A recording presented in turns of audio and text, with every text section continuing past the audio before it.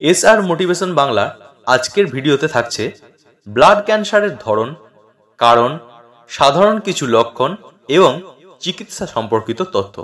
তো চলুন দেখে নেওয়া যাক ভিডিওটা।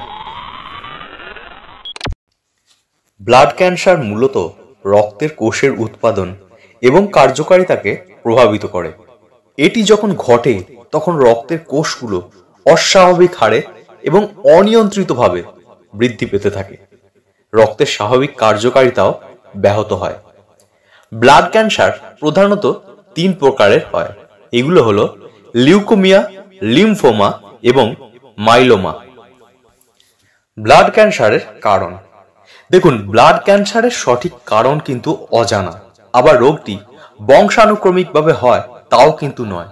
তবে বংশানুক্রমিকভাবে দেহের যে কোনো অসুখ বংশ পরম্পরায় চলে আসতে পারে। দেহে থাকা এই রোগ প্রতিনিয়ত অ্যান্টিজেনিক স্টিমুলেশনের মাধ্যমে ক্যান্সারের রূপ নিতে পারে। আমাদের দেশে এই অ্যান্টিজেনিক স্টিমুলেশন হলো ভেজাল খাদ্য খাওয়া, কিছু রাসায়নিক পদার্থ বিকিরণের সংস্পর্শে আসা ইত্যাদি।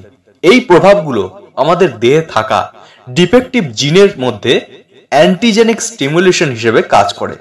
আবার দেখা যায় কিছু ভাইরাস রয়েছে, যেমন হেপাটাইটিস বি, সি সহ আরো অনেক ভাইরাস, যেগুলো আমাদের শরীরকে আক্রান্ত হলে দীর্ঘমেয়াদী ব্লাড ক্যান্সারের সম্ভাবনা কিন্তু দেখা দিতে পারে। ব্লাড ক্যান্সারের সাধারণ কিছু লক্ষণ: ঘন ঘন জ্বর হওয়া, কিছুতেই জ্বর না কমা, হিমোগ্লোবিনের পরিমাণ দিন দিন কমে যাওয়া, যার ফলে আপনার শরীর দুর্বল হয়ে যায়, ঘন ঘন সংক্রমণ, ঘন ঘন কাশি, ক্ষত বা অল্পতেই রক্তক্ষরণ, দেহের বিভিন্ন স্থানে বিশেষ করে হাড়ে ব্যথা অনুভূত হওয়া, গলা ও পেটের বিভিন্ন অঙ্গ যেমন লিভার, প্লিহা, লিম্ফোনোড ইত্যাদির অস্বাভাবিক বৃদ্ধি। এছাড়া ঘাড়, পিঠও ফুলতে পারে। রাতের বেলায় শরীর ঘেমে যাওয়া, ত্বক ফ্যাকাশে হয়ে যাওয়া, খাবারে অরুচি অথবা সঠিকভাবে খাওয়া দাওয়া করার পরও 6 মাসের মধ্যেই মাত্রাতিরিক্ত হারে ওজন কমে যাওয়া, ওষুধ খেয়েও রোগ ভালো না হওয়া ইত্যাদি। চিকিৎসা: উচ্চতর গবেষণা এবং চিকিৎসার যথেষ্ট অগ্রগতি ব্লাড ক্যান্সারে আক্রান্ত হওয়া অনেক মানুষেরই বেঁচে থাকার হারকে কিন্তু বাড়িয়ে দিয়েছে।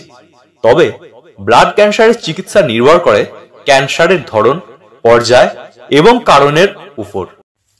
সাধারণ চিকিৎসার অপশনগুলোর মধ্যে রয়েছে chemotherapy, radiation therapy, targeted therapy, immunotherapy, stem cell transplant এবং কখনো কখনো অস্ত্রোপচার। এসব চিকিৎসার পরিকল্পনা করে থাকেন মেডিকেল অনকোলজিস্ট বা হেমাটোলজিস্টরা।